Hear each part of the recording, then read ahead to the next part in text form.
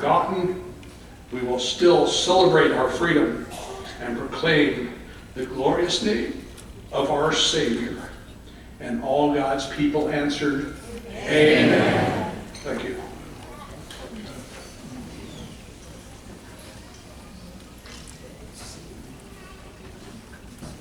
Thank you, Dave, for not only again leading us in prayer, but Dave has been here forever, always comes to this celebration. I really want to thank him for his strong, continuous support for Northern Kentucky Right to Life. Now, the pro-life leadership in the Kentucky General Assembly has arisen from and continues to come from Northern Kentucky.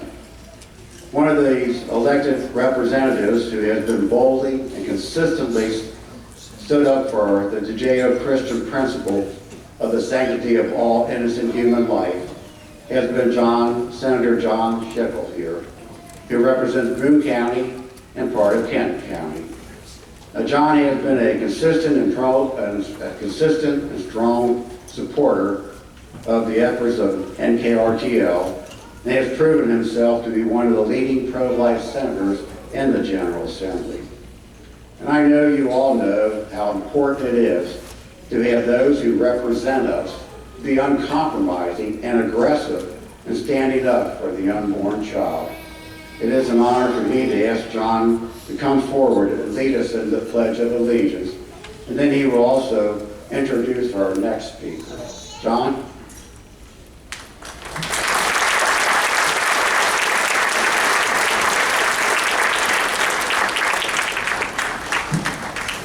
I know my fellow Knights of Columbus and all pro-lifers will know when we do the Pledge of Allegiance at the end we say, for the born and the unborn.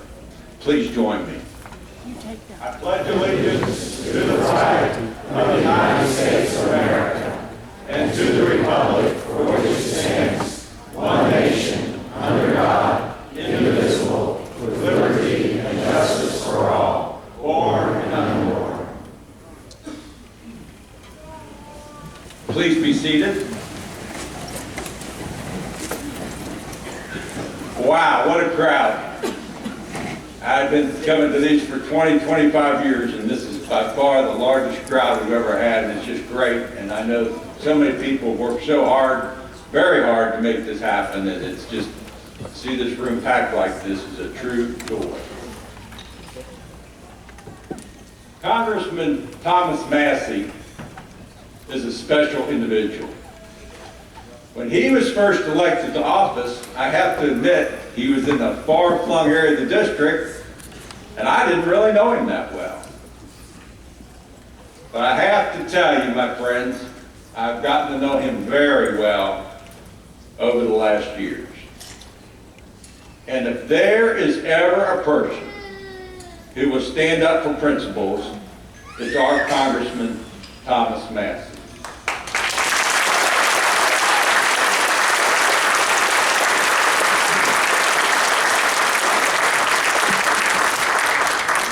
I remember the late Senator Jim Bunning telling me years ago, he said, when you go to Congress, he says, you kind of have to make a decision what your priorities are going to be. Are they going to be bring home goodies for your district, which we all know is important, or are you going to stand up for the people, the Constitution, individual liberty, and life? And there's no question what our congressman's priorities are. So often we're disappointed when people go to Frankfurt or they go to Washington, they're there a couple years and they drink the Kool-Aid, and next thing we know, we don't hardly recognize the person we sent. But that can't be said about our Congressman Massie. He indeed has a national following for his stance on individual liberty and being pro-life. And I was chatting with him just before I sat down today, and he was telling me how difficult they've made some of these pro-life votes in Washington because of the things they attach them to. But rest assured, Congressman Massie is pro-life, whatever it takes. Please welcome my friend and our hero, Congressman Thomas Mack.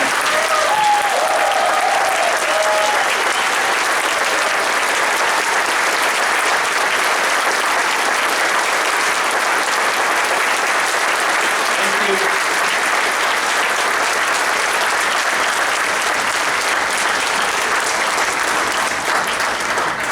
So many of these battles are fought at the state level, and would you please give Senator Schickel a round of applause for fighting in this country?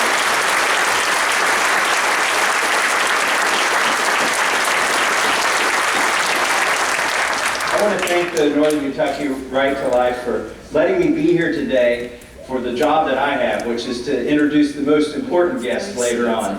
But before we do that, I want to give you an update on DC and talk about a few other things in the pro-life movement. First of all, I want to say it's great to see so many families here. I mean, that's the wonderful thing about this issue. It brings families together. And I see a lot of young kids here. My kids are growing up. They were all young when I started campaigning the first time. Now 2 are in college. One's leaving for the military soon. And we've just got one little girl at home. She's 14, but she promises to still be our little girl. But she had a problem. The kids at school, she goes to public school, and the kids at school wanted to know if she ever met Trump.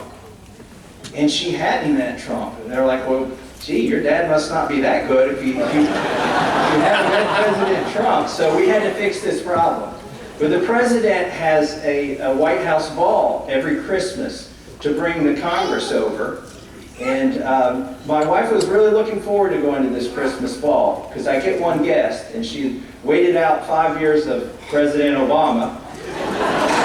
So she was really looking forward to finally going to the White House Christmas ball. But we decided, my wife and I, that I should take my daughter, my 14-year-old daughter, to be my date to the White House Christmas ball so that maybe she could get to meet President Trump. Well, she practiced shaking my hand for 3 days. She's thinking, you know, I don't want to screw this up. She's an overachiever. You clearly can see this. So she practiced shaking my hand for 3 days. And I forgot, the president, the reason he gives you a thumbs up, he doesn't really want to shake everybody's hand. But she grabbed his hand. We waited in line, and she got to meet the president. And I thought, you know, we're only going to have about a minute or two to talk to him. I'm going to let her have all the time to talk about whatever she wants. She grabbed his hand, she shook it firmly, looked him in the eye, and before she let go of his hand, she said, Mr. President, could you make school lunches great again? So,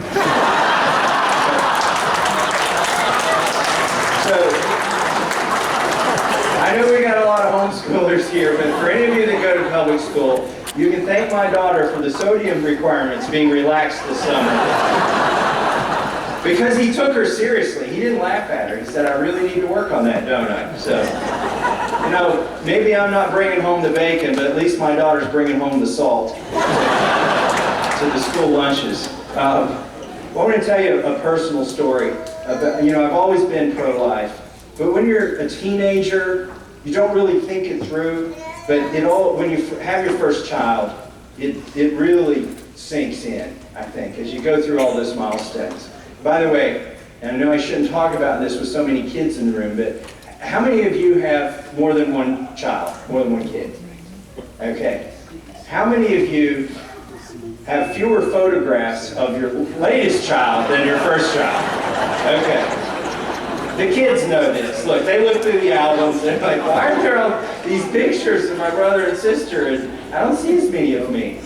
Oh, it's because we got digital cameras and we didn't print them out or whatever. Come up with something. But I think it's, you know, you love them all equally. That's so true. But I think it's the case that so many of these things with your first child are so fascinating to you. And with our first child, I remember 2 things very distinctly that sunk in for me. The first time was listening to her heartbeat at the doctor's office, just a few weeks after conception. And that really struck me. Because my wife and I, we were both still in college when we got married. We were high school sweethearts. We went to the prom together. We went to the same college. We got married in college. And then 2 years after we were married, we weren't planning on having a baby. I mean, we were still in college. I hadn't finished my thesis yet. We were starting a company, and here we were blessed with a child. And to hear her heartbeat really struck home to me that that's a human in there. And then another thing happened. As we went through the pregnancy, in the 9th month, we went to the doctor and he said, this baby is too big, the baby needs to be born this weekend. Like, I'm going to deliver the baby this weekend. I need to induce labor. And so we went to the doctor, we checked into the hospital, she put the gown on and the lubrication that makes the monitor work, and she's laying in the hospital bed and we're getting real anxious to have our first baby. This is a big deal. We're in our early 20s. And her parents are there, and they realize, it's going to be a while. They said, well, we'll go to the restaurant, and we'll come back, because this is going to be a while. And we thought, okay, well, you won't miss anything. So they leave, the doctor comes in and says, can you come back Monday? This was on a Saturday. And my wife thought he was joking. Like, there was no way he could be serious. But he was like, yeah, I'm really busy and we had some complications with some of the other deliveries. Could you come back Monday? And I think this was going to be our first child. We were so built up for this. Everybody was so built up for this. And so she had to get dressed, put her blue jeans on. We the stretchy ones, right? Still wearing the stretchy ones. And then we leave the hospital. And as we're leaving, I saw her parents coming back from the restaurant. And I took my jacket and wrapped it up. I know that was a mean joke, but we were like, you missed it. And the more miraculous thing was my wife was walking, just like nothing had happened. But that was more conceivable in their mind than that we would be going home and not having the baby today, because everything was built up to that point. But the good news is, my daughter, she's 22 now, and she's in college, but we came back on Monday, and we had our baby. It was a natural birth, no complications. Everything was fine. It was great. But that's when I realized, you know what? She was a person on Saturday. She wasn't born on Saturday. She was born on Monday. But she was just as much a person on Saturday when the doctor said she should be born as she was on Monday when she was born. And then I started thinking back, okay, when wasn't she a person? If she was a person on Saturday, was she a person the week before that? Of course she was. And there's only one point, and it's before conception, when she was not a person. And that, for me, that whole story of the doctor saying, go home, come back Monday, we're busy, just really caused me to, even though I was pro-life, that's when it solidified for me. And so I want to tell you about some of the pro-life bills that I've sponsored in Congress. One is the Life at Conception bill. Basically says the Constitution guarantees your protections as a life even before you're born. And to the father's point earlier, what you can't do to a 2-year-old, you can't do to a baby that's not born yet, if that baby is truly alive. Okay, so that's the significance of this bill. If you treat every baby that's not born as a life protected by the Constitution, then all of the rest of the laws take care of themselves. You can't murder that person. You can't cause harm to that person. So that's a very significant bill. The other one is a heartbeat bill. Steve King is the sponsor of this. If you can hear that heartbeat, and really I think that's the key, is for people to listen to that heartbeat. How could you want to abort your baby after you hear there's a beating heart in there? So the heartbeat bill says that you can't abort a baby after there's a heartbeat. That's an important bill. It doesn't go as far as the first one, but it would save millions of lives. The other bill is a pain-capable bill, 20-week bill. This actually passed the House. It's not passed the Senate. They did try to pass the Senate with this bill, but couldn't get it passed. In other words, when the baby can feel pain, can we all agree that's a life? And so that's at 20 weeks. So that's a bill that I've co-sponsored. A bill to defund Planned Parenthood. We could do this every year.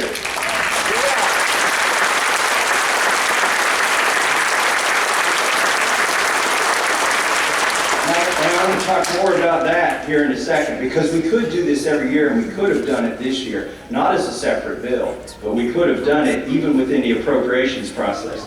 Conscience Protection Act.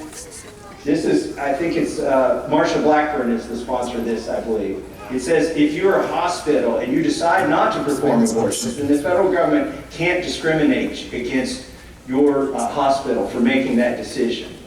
And I think that's an important one. So, those are some of the battles that you see. Let me tell you about a couple of the battles you don't see. The ones that are behind the scenes. And several years ago, when the live action videos came out, I bawled my eyes out. I don't cry. I'm not one of those that's touchy-feely. But when I watched those videos, when they went in and they were talking about, oh, we're going to take care of your baby, we're going to abort it, and just the crazy stuff they say with impunity at Planned Parenthood on the phone calls where they would call in and say, can I get an ultrasound? Well, yeah, but only if you're going to abort the baby can we give you an ultrasound. That was, at that point to me, I thought, here's a turning point. Here is where this is our issue. And so Mick Mulvaney, who's now the director of the OMB for Trump, he circulated the letter. How many people will sign this letter to tell John Boehner, we will not vote for a bill that funds Planned Parenthood. We won't do it. And we thought, now is the time to get this done. We only got 28 Republicans to sign that bill. 28 to say they wouldn't vote to fund Planned Parenthood. Then in 2012, I got a quick introduction to how hard these votes can be. In 2012, I came in a special election. So this was the last 6 weeks of the prior congressman's term that I was serving. They were going to vote on the National Defense Authorization Act. Well, my staff is very diligent. And they read through this bill and they found out it was going to expand abortion coverage for members of the military, for service women in the military.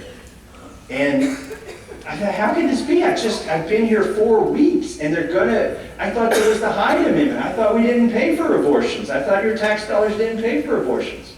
But the fact of the matter is, in the National Defense Authorization Act, they were going to expand the types of abortions that would be covered